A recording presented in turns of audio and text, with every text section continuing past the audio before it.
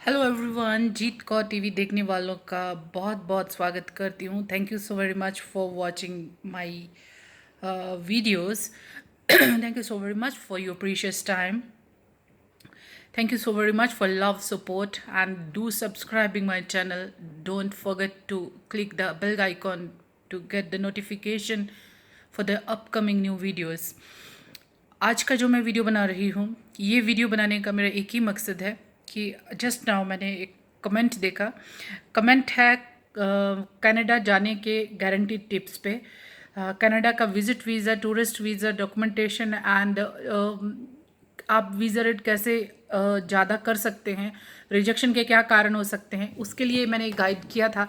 तो उसी वीडियो के ऊपर जो है मुझे कुलवंत सिंह संधू जी जो हैं उनका एक कमेंट आया, जिन्होंने मुझे ये वीडियो बनाने के लिए मजबूर किया कि मुझे अभी वीडियो बना के इनको थैंक्स कहना चाहिए, क्योंकि ऐसे ही लोग हैं जो देश को सर्व करते हैं, ह्यूमैनिटी को, सोसाइटी को सर्व करते हैं. तो मेरा भी एक ड्यूटी बनता है कि mister colonel Kulwant Singh Sandhu, colonel Kulwant Singh Sandhu, इन्होंने अपना एड्रेस भी दिया है, फ़ोन नंबर भी दिया है. Definitely I add you on my personal number and इन्होंने जो लिखा है मैं वो आपके साथ ज़रूर शेयर करना चाहती हूँ, क्योंकि I am very happy after reading this comment.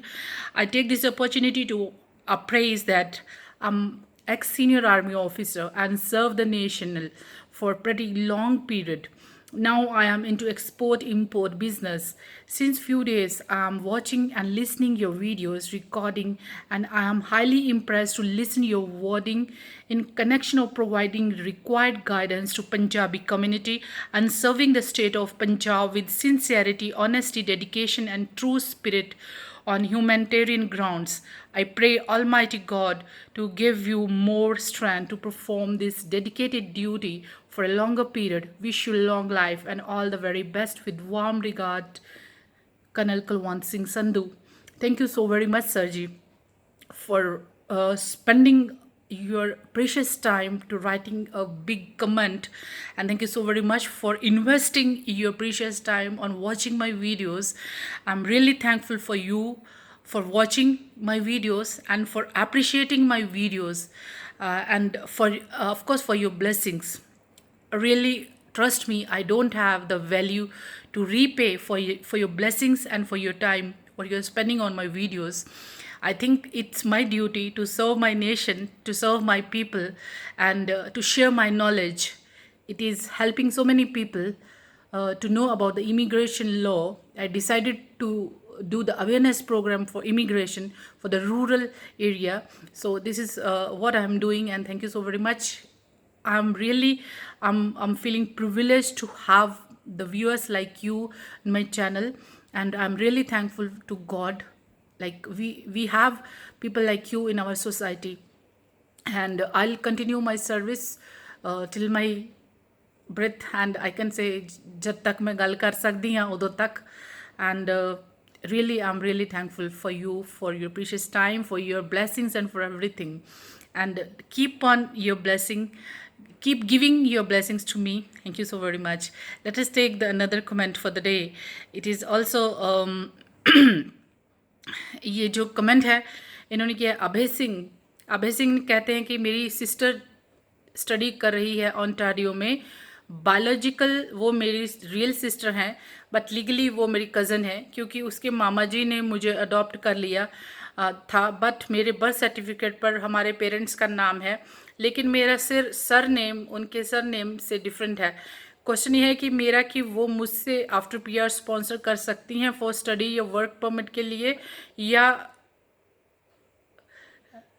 Guaranteed age के लिए. I am a graduate as mechanical engineer. Mister Abhay Singh, आपने यहाँ पे लिखा है कि आपकी कज़न सिस्टर हैं, क्योंकि आपको लीगली मामा जी ने अडॉप्ट कर लिया है. अब आप बाय लॉ से जो है उसके कज़न हैं. तो अगर हम लीगल ग्राउंड पे हम बात करते हैं तो लीगली अब आप उसके कज़न हैं.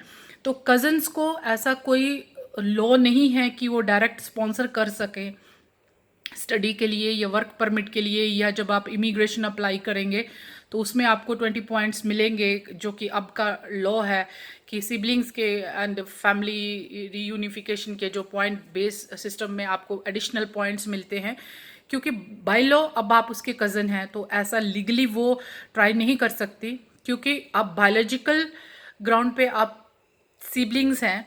तो किसी स्पेशल कैटेगरी में जाकर अगर आपके अगर उनके और सिबलिंग्स नहीं हैं, तो उस कैटेगरी में जाके उस केस में वो एक केस अप्लाई करके अपील करके, क्योंकि पहले तो वो एक्सेप्ट नहीं करेंगे, एक्सेप्ट करने के लिए स्पेशल अपील अप्रोच करनी पड़ेगी एज जैसे बर्थ में होगा, क्योंकि वो बहुत सारे ग्राउंड ऐसे हैं, बहुत कम लोग विश्वास करते हैं ये सारा जो आपका केस है कि वो स्टडी के लिए या पीआर के लिए या वर्क परमिट के लिए आपको बुला सकती हैं या नहीं बुला सकती, वो एक अलग कैटेगरी एंड अलग अलग कन्फ्यूज़न वाला केस हो जाएगा।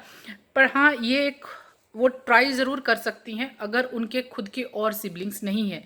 तो दूसरा आपके लिए वो ये कर सकती हैं कि अगर आपकी क्वालिफ़िकेशन के हिसाब से लामिया क्लियर करा के आपको वर्क परमिट वो भेज दें, तो उस कैटेगरी में वो आपकी हेल्प कर सकती हैं। इमिग्रेशन के लिए अगर वर्क परमिट आपको ऑलरेडी वहाँ पे है, ओंटारियो वाली स्टेट जो वहाँ पे बोल रहे हैं आप, तो आपका पीआर जल्दी हो सकता है, पॉइंट आपके बढ़ जाएंगे। अदरवाइज फिर स्पेशल कैटेगरी में जाके स्पेशल रिक्वेस्ट पे वीज़ा ऑफिसर कंसिडर करेंगे या नहीं करेंगे आपके biological status as sibling, it is all depend, because legally अब आप कज़न हैं, तो कज़न्स को जो है वो स्पॉन्सर नहीं कर सकते। फर्स्ट ब्लड रिलेशंस सिबलिंग्स को वो पॉइंट बेस्ड सिस्टम है जो वो कर सकते हैं, that is only you will get more points. उसके अलावा और कोई फैसिलिटी नहीं है। हाँ, वो विज़िट के लिए आपको बुला सकते हैं एज दैट ग्राउंड, अगर वो कन्विंस कर दें, बट ये कन्फ्यूज़न वाला केस हो जाएगा। तो मुझे लगता है कि कन्फ्यूज़न आप ना बढ़ाएं, बट अगर उनका और कोई सिबलिंग नहीं है, आप दो ही हैं एंड ये है, तो उसके हिसाब से वो आपको कर सकती हैं, but still it is legally you are cousins now, you are not the siblings. Biological status बहुत दूर की बात हो जाती है, लीगली आपके पेरेंट्स अब पासपोर्ट पे आपके वो हैं, या फिर आपको पूरा फिर से वो प्रोसेस करना पड़ेगा, आपके पासपोर्ट पे नाम सब जगह से नाम चेंज करवा के आपको फिर से, अगर वो फर्स्ट वाला जो होता है वो कैंसिल करके जो आपका अडॉप्शन वाला हुआ है, तो बट वो भी अब आप ट्राई कर सकते हैं उस केस में कि अगर आपका वो कैंसिल हो जाता है, वर्ड हो जाता है, आप फिर से अपने बायोलॉजिकल पेरेंट्स के अंडर आ जाते हैं, then she can sponsor you, अगर आपके पासपोर्ट पे, आपके सर्टिफिकेट्स पे लीगली आप उनके बच्चे हो गए हैं, क्योंकि लीगली हो गए हैं मतलब उनकी सारी प्रॉपर्टीज सब कुछ आपका होने वाला है, तो अब आप वापस जा नहीं सकते, बट फिर भी अगर आप वो ट्राई कर सकते हैं, then it is very clear, क्योंकि डॉक्यूमेंटेशन ग्राउंड बिल्कुल क्लियर होना चाहिए, कन्फ्यूज़न नहीं होना चाहिए। कन्फ्यूज़न हुआ तो बहुत ही मुश्किल है। बस इतना ही होता है सिबलिंग्स का कि वो आपको बुला सकते हैं एज ए विजिट, 10 ईयर्स का मल्टीपल वीज़ा आपको अप्लाई कर सकते हैं, एंड जब आप इमिग्रेशन अप्लाई करते हैं तो उसमें एक्स्ट्रा पॉइंट्स मिलते हैं, and they can always sponsor by giving you the opportunity to settle down in Canada. This is what the benefit of the siblings and the parents, grandparents. You have the opportunity to settle in Canada, to join them, but otherwise this is confusing. I don't know what will be the result. It all depends on the visa officer, how they will consider your case.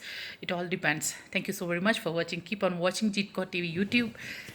Subscribe me and don't forget to click the bell button to watch new videos. Thank you so very much.